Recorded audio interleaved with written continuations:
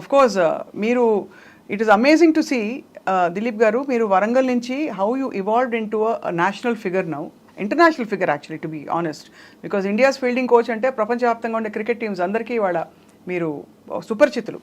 How did your journey start sir? అది actually challenging lots and up and downs ఉండే. Actually నేను వరంగల్లో పుట్టాను, బట్ బ్రాన్ అండ్ బ్రాటప్ హైదరాబాద్లో ఉండే. చిన్నప్పటి నుంచి I was very much interested in sports. కాకపోతే ఎర్లీ ఏజ్లో మా మదర్ ఎక్స్పైర్ అయిపోయింది when I was 6 years. So దానిలో ఏంటంటే మా ఫాదర్ కూడా he doesn't have any sport background. So it మన జనరల్ ఫ్యామిలీ లాగా ఇట్లా గవర్నమెంట్ జాబ్, ఇంజనీరింగ్ ఎంసెట్ చేసుకొని గవర్నమెంట్ జాబ్ తెచ్చుకొని he knows only that process. I don't blaming, ఎందుకంటే ఆయన ఎక్స్పోజర్ అంతనే ఉండే. సో అండ్ ఫైనాన్షియలీ కూడా we were not that strong where I would overtake things.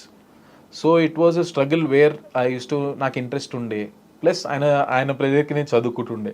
Then I used to play tennis ball, cricket and all those stuff. అన్ని sports ఆడేవారు? స్కూల్లో ఉన్నప్పుడు నేను జావ్లిన్ ఆడినాను, బేస్బాల్ ఆడినాను. So I used to participate అండి. కానీ క్రికెట్ మీద ఇంట్రెస్ట్ ఉండే. సో నేను టెన్నిస్ బాల్తో ఆడి I slowly found out I am interested more in this. So ఏం చేశానంటే I couldn't effort financially. So 10th వరకు వెయిట్ చేశాను. 10thలో మంచిగా ఉండే.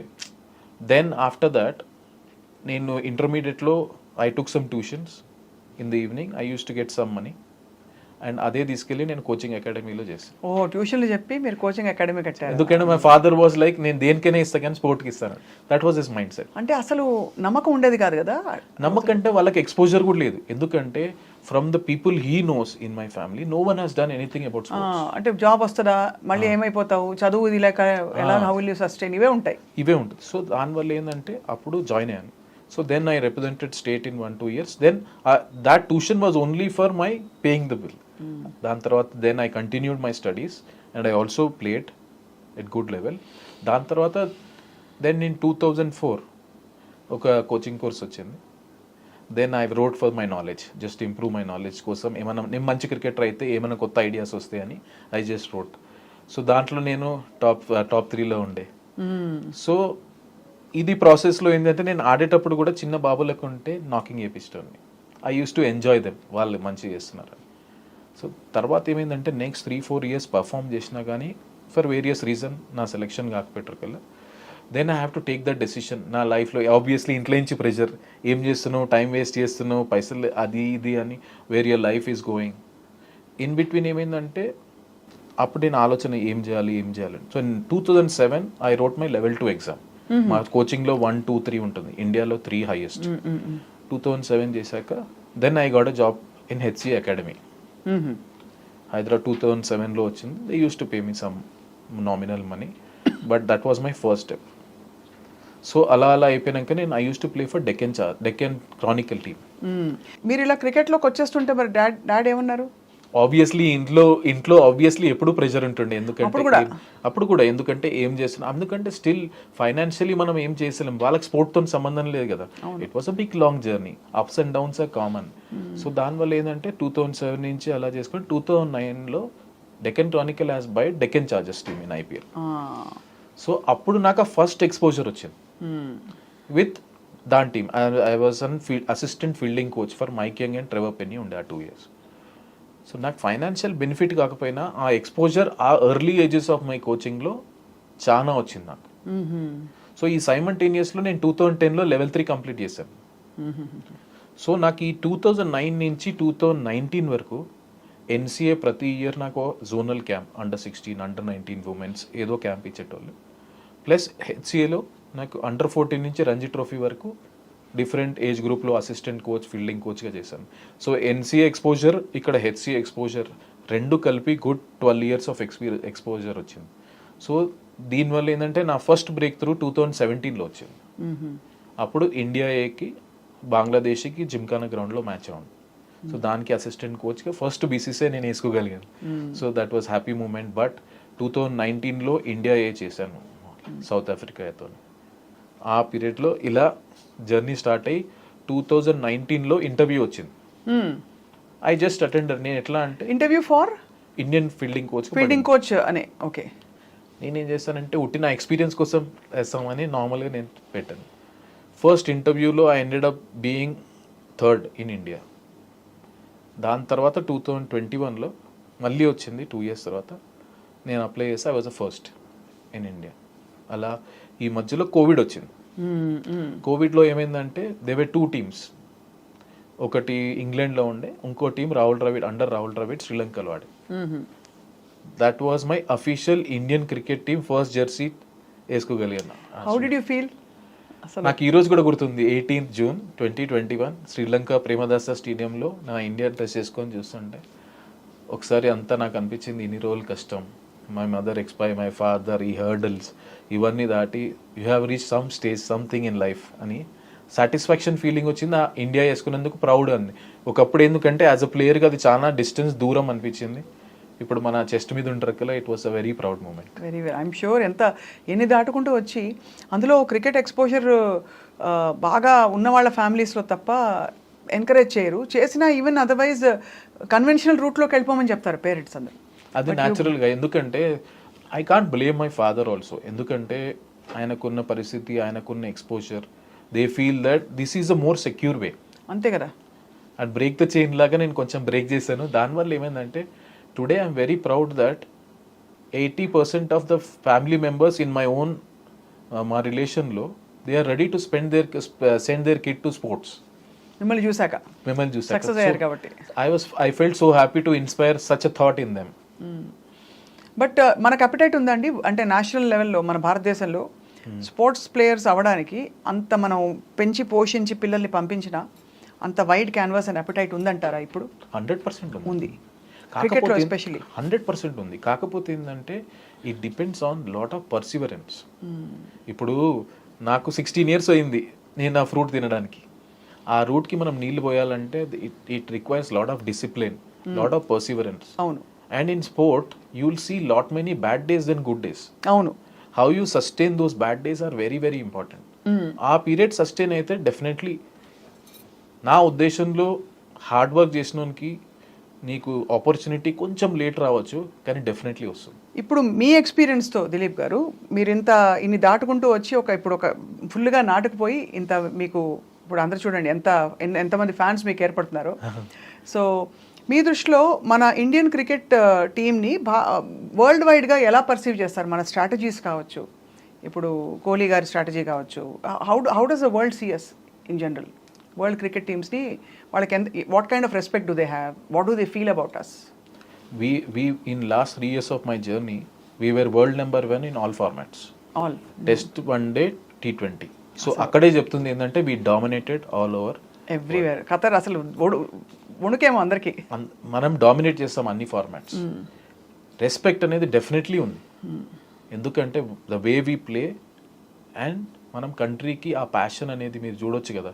ఇప్పుడు ఈ వరల్డ్ కప్ గెలిచిన తర్వాత మీరే చూస్తారు how much dear it was win a world cup to India అనేది అన్ని ప్లేయర్స్లో చూసారు మీరు. సో రెస్పెక్ట్ డెఫినెట్లీ ఉంది and we are dominating most of the times. మీరు అందరు మిస్ అయ్యింది ఏంటంటే అందరూ వరల్డ్ కప్ గురించే మాట్లాడతారు. మనం ఓడిపోయినాం, ఒకటే గెలిచినాం 14 years తర్వాత. కాకపోతే ఇప్పుడు మీరు ఒక్కసారి వెనక తీరండి, మనం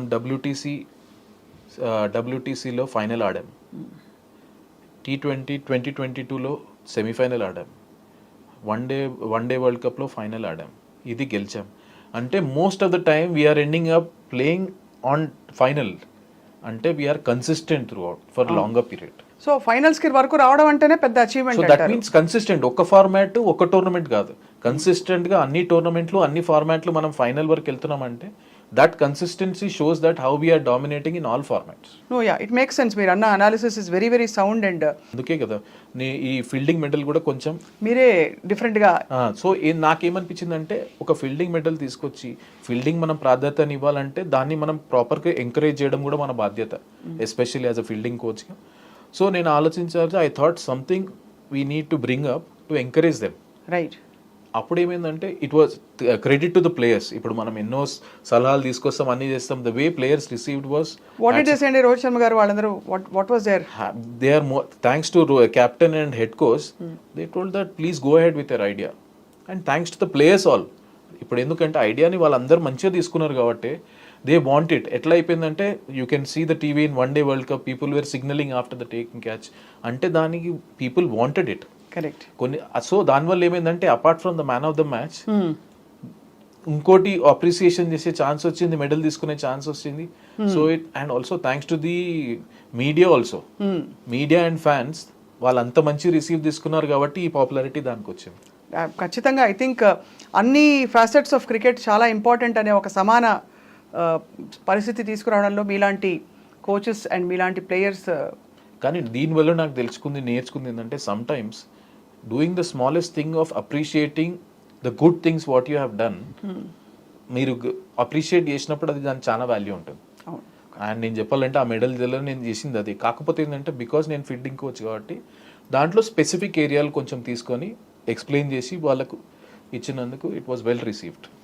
క్రికెటర్స్ మీద కూడా ఆబ్వియస్లీ ట్రోలింగ్ అవుతూ ఉంటుంది. హార్దిక్ పాండ్యా ఫర్ ఎగ్జాంపుల్ చాలా ఎమోషనల్ అయ్యారు గెలిచిన తర్వాత, ఆయన మీద కూడా ట్రోలింగ్ జరిగింది social media. What is your thought on that అండి, కమెంట్? నా ఉద్దేశంలో ఎలా ఉంటుందంటే ఒక రెప్యూటెడ్ ఒక పెద్ద సెలబ్రిటీ అయినప్పుడు ప్రతి ఒక్కరికి వాళ్ళ మీద ఒపీనియన్ ఉండడం common. So they are free to say whatever they want to say. కానీ నాకు తెలిసినప్పుడు ఏంటంటే now players are much more educated, know how to handle themselves. Plus మా group as a cricketer, as a support స్టాఫ్గా we always support each other and we are there for each other. So మాకు ఏంటంటే and today నాకు తెలిసిందంటే there are many players once the tournament start they are less on social media. అవును. And those who are they are well experienced ఇప్పుడు అలా ఎలా handle how to handle all of that అని. Yeah obviously. So అంటే since you have worked అంటే last 3 yearsలో మీరు మీ గ్రాఫ్ ఒక్కసారిగా అంటే working with many players, for example మీరు రాహుల్ ద్రవిడ్ గారితో పనిచేశారు, ఇప్పుడు గౌతమ్ గంభీర్ గారితో పనిచేస్తున్నారు. వాట్ ఈస్ ద డిఫరెన్స్ అండి వాళ్ళిద్దరి శైలులలో తేడా ఏమిటి వాళ్ళిద్దరి? సో ఇద్దరిట్లో కామన్ ఏంటిదంటే ఇద్దరు ఇండియా గెలవాలని ఉంది. అది ఆఫ్ కోర్స్. సో ఆయన మోడలింగ్ ఆయన ఇప్పుడు నేను గంభీర్తో పనిచేసి కూడా ఒకటే సిరీస్ చేశాను. He is also very clear that you are free to do whatever you want. ఆయన ఆ ఫ్రీడమ్ ఇస్తారు నా ఫీల్డ్లో. సేమ్ రాహుల్ ద్రవిడ్ నాకు ఆ ఫ్రీడమ్ ఇచ్చారు, నీ డిపార్ట్మెంట్లో నీకు freedom. Then we work, everybody's working process is different, working style different ఉంటుంది. బట్ ఎండ్ ప్రోడక్ట్ రిజల్ట్ అందరూ ఒకటే దగ్గర కామన్ గోల్కే వెళ్తున్నారు. That is the ultimate. ఇది గెలవాలి, మనం నిలుపుకోవాలి భారతదేశం గర్వం అని. ఇది వరకు ఉన్నట్టు అంటే ఆఫ్టర్ ఐపీఎల్ అండి ఇప్పుడు ఇండియా పాకిస్తాన్ వన్డే జరిగినప్పుడు అసలు ఒక రచ్చరచ్చగా ఉండేది టీవీలో. అందులో 50 ఓవర్ మ్యాచ్లు అయితే ఇంకా ఖతర్నాక్ పండగ రోజంతా. ఇప్పుడు సరే ఫాస్ట్గా అయిపోతున్నాయి, మ్యాచ్ ఫార్మాట్స్ మారిపోయాయి, ఐపీఎల్ మనకి దేశం కోసం అని ఇదిపోయి టీమ్ స్పిరిట్ వచ్చింది, అందరూ కలగలిసి ఉన్నారు. వాట్ ఈస్ ద డిఫరెన్స్ అండి బిట్వీన్ దిస్ అండ్ దట్? ఆ పేట్రియాటిక్ స్పిరిట్కి దీనికి లేదు టీమ్ స్పిరిట్కి? Team spirit combination n number of things ఉంటాయండి. సమ్ టైమ్స్ ఒక 100 పెద్ద కాంట్రిబ్యూషన్ కాకపోవచ్చు టీంకి, ఒక 5 వికెట్ కాకపోవచ్చు, కానీ ఒకటి ఇంపార్టెంట్ స్పెల్లో ఒక సిచ్యువేషన్లో మీరు టీం కోసం వికెట్ మీద ఉండాలి అన్నప్పుడు ఉండి ఇది స్కోర్ కొట్టాలి, ఒక 30 కూడా చాలా ఇంపార్టెంట్ అవుతుంది. So as long as win or lose people contributing towards a team, అది ఇప్పుడు చాలా ఎక్కువైపోయింది. కాబట్టి ఆబ్వియస్లీ యూ కెన్ సీ, అప్పుడు నేను లేను కాబట్టి అప్పుడు టీమ్ స్పిరిట్ గురించి నేను మాట్లాడలేను. But what I see in front of me is they care for each other, they are there for each other. Everybody supports each other in a different manner, not only off the field but on the field కూడా. ఎందుకంటే ఒక 100 కొట్టాలంటే ఇంకో batsmen support లేనిది కాదు. So దానికోసం they help each other as partners. బౌలింగ్లో కూడా ఒకప్పుడు ఒక రోజు ఒకళ్ళు అవుతుంది, ఇంకో రోజు ఒకళ్ళు అవుతుంది. యాజ్ అ ఫీల్డర్స్ మెయిన్ ఏంటంటే as a fielding unit we want to support bowlers in such a manner that we are here to take 20 wickets. దానికోసం మనం ఏం ప్రయత్నం చేయాలి. నేను ఒక సింపుల్ బౌలర్స్ కూడా ఇలా చేస్తుండే ఏంటంటే ఎప్పుడైతే మీరు డైవ్ చేయలేదనుకో బౌండరీ, మీరు అడగలేరు, you start doing it, it will always reflect. So అది మంచిగా తీసుకున్న way, it was well received and you could see the way difference in the way we felt. From your observation of so many matches and also having been in the field also, what is that one thing that decides ఆ రోజు గెలుపు ఓటములు? చెప్పలేమా పరిస్థితులు అంటే? Everybody thinks they are doing their best and everybody does their best also, కానీ ఒకళ్ళు గెలుస్తారు ఒకళ్ళు ఓడిపోతారు. ఆ ఫైన్ లైన్ ఎక్కడి నుంచి వస్తుంది? టైమింగా, ఆ మూమెంట్లో focus and concentration, what are the odds that have to work in your favour for you to win? One is temperament అండి. ఓకే, స్కిల్ అందరు ప్రాక్టీస్ చేస్తారు, టెంపర్మెంట్ ఆ ప్రెషర్ సిచ్యువేషన్లో మనము అక్కడే ఉండాలి, మనం వేసే నెక్స్ట్ బాల్ ఆలోచన ఉండాలి. కొన్నిసార్లు ఏమవుతుందంటే మన మైండ్ రేస్ అవుతుంటుంది, అవును, ఈ బాల్ 4 పోతే ఎట్లా, ఈ బాల్ 6 పోతే ఎట్లా, ఈ బాల్ నేను డాట్ ఆడితే ఎట్లా. సో రేస్ అయినప్పుడు మనం ఈ బాల్లో ఉండం. మంచి టెంపర్మెంట్ అంటే ఆ మూమెంట్లో ఉండాలి. ఫోకస్ మెడిటేషన్ లాంటిది almost. Literally everybody has different ways doing it. కానీ ఆ మూమెంట్లో ఆ టెంపర్మెంట్ ప్లస్ లక్, ఇంతమంది మిమ్మల్ని నుంచి ఎక్స్పెక్ట్ చేస్తున్నారు, మ్యాచ్ టీమ్ ఇండియా చేతిలో ఉంది. సో అప్పుడు మీరు అదే దాంట్లో ఫోకస్ చేసి ఉంటుంటారు. మోస్ట్ ఇంపార్టెంట్ ఏంటంటే ఇంకోటి సెల్ఫ్ బిలీఫ్. ఇప్పుడు ఏ సిచ్యువేషన్ అయినా నేను గెలిపించే అనే కాన్ఫిడెన్స్, సెల్ఫ్ బిలీఫ్ మనిషిలో ఉందనుకోండి, రైట్, ఆటోమేటిక్గా ఈ రెండు చాలా చాలా చాలా important. One is your own belief on your own game, నీ గేమ్ ఏంటిదో నీకు తెలిసి, ప్లస్ టెంపర్మెంట్ టు హ్యాండిల్. మీరు అంటారు స్కిల్ అటు ఇటు ఉందంటే, నాకు తెలిసి T20 మ్యాచ్ ఆ రోజు ఎవరు నర్వ్స్ హోల్డ్ చేసి ఆ మ్యాచ్ ఆడతారో మీరు డిఫరెంట్ చూస్తారు, వాళ్ళు రైట్ సైడ్ లెఫ్ట్ సైడ్ ఉంటారు. ఎన్ని ఉంటాయండి అసలు. ఒక మ్యాచ్ ఆడి గెలవడం అంటే మామూలు విషయం కాదు. అసలు క్రికెటర్స్ లైఫ్ స్టైల్ ఎలా ఉంటుంది దిలీప్ గారు? అంటే మ్యాచ్ సీజన్ వచ్చినప్పుడు ఇంకా అసలు ఇంకా అంతకంటే నో లుకింగ్ బ్యాక్, అదే మనకి జీవితం. బట్ మిగతా టైం ఏముంటుంది మైండ్లో, ఏముంటుంది? What happens in cricketers mind? Indian cricketing మైండ్లో ఇండియన్ క్రికెటర్స్కి ఎప్పుడు మ్యాచ్లే. మీరు చూస్తే నార్మల్గా Ranji trophy, first class, international, మళ్ళీ IPL. So it is a continuous process వాళ్ళకి. అందుకనే వాళ్ళ బ్రేక్స్, ఈ చిన్న చిన్న బ్రేక్స్, ఇప్పుడు మాకు 1 month బ్రేక్, చిన్న breaks are very important because they get to spend time with the family. Field క్రికెట్తో కొంచెం ఆఫ్ అయిపోయి వాళ్ళు. కాకపోతే ఈ మెథడ్స్ అన్నారు చూడండి, everybody takes break in a different manner. ప్రతి ఒక్కరికి ఒకటి సూట్ అవుతుంది. Sometimes they want go away from cricket. కొంతమంది సరిగ్గానో ఎక్కువ ప్రాక్టీస్ చేయాలనుకుంటారు.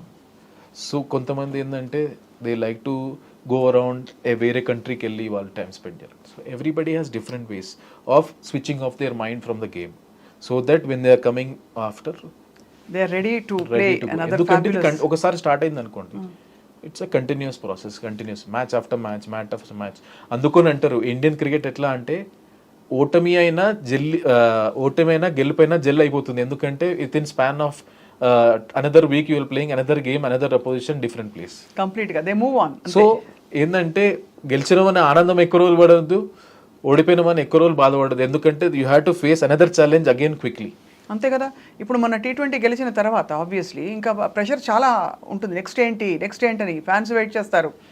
ఇండియా టీంలో కూడా ఉంటుంది కదా, మనం గెలవాలి, ఇంకా ప్రూవ్ చేసుకోవాలి, నిలుపుకోవాలని. సో అందుకని ఏంటంటే ఆ బ్యాలెన్స్ అనేది మేము ఎస్పెషలీ ఇప్పుడు outside the world fans ఎక్స్పీరియన్స్లో తప్పే లేదు. ఎందుకంటే because of their love we are here, simple చెప్పాలంటే. So they are entitled to do whatever opinion they have. మేము మా surroundings as a coaches, support staff, మేమేం ట్రై చేస్తామంటే ఈ ఎమోషన్స్ అనేవి గెలిచినప్పుడు మరీ పైకి పోకుండా, ఓడిపోయినప్పుడు మరీ కిందికి వెళ్ళకుండా ఆ బ్యాలెన్స్ చేయడానికి ప్రయత్నిస్తుంటాం. ఎట్లా చెప్తారండి? ఇప్పుడు వాళ్ళు గెలవలేదు, ఓడిపోయారు, వచ్చేసారు, ఇంకా అయిపోయిన మ్యాచ్, అందరికీ ఎట్లా ఉంటుంది అర్థం చేసుకోవచ్చు. ఆ టైంలో కదిలించడానికే ఒకలాగా హెసిటేషన్ ఉంటుంది కదా మనకి. కొన్నిసార్లు స్పేస్ ఇవ్వడమే చాలా పెద్ద పని. You have to give them space. ఎందుకంటే ఒక ప్లేయర్కి ఎంత ఎమోషన్ ఉండి ఆలోచనలు ఉంటాయో బయటకు వచ్చినాక అబ్జర్వ్ చేసి మాకు చెప్పాలని మేము అబ్జర్వ్ చేసినవి కొన్ని ఉంటాయి. ఆ టైంలో ఏ టైం అయితే మనం స్పేస్ ఇస్తామో కరెక్ట్ టైం కాదనేది, అదే one of the best thing to do. ఎందుకంటే ఒక మనిషి ఇన్స్టెంట్ ఆలోచన చాలా ఉంటుంది. మీరు ఒక 5 minutes ఆలోచించుకొని దాని గురించి ఆలోచిస్తే then your answer only will change from problem what happened in ఫ్రంట్కి కొంచెం సొల్యూషన్ బేస్డ్కి వెళ్ళిపోతుంది.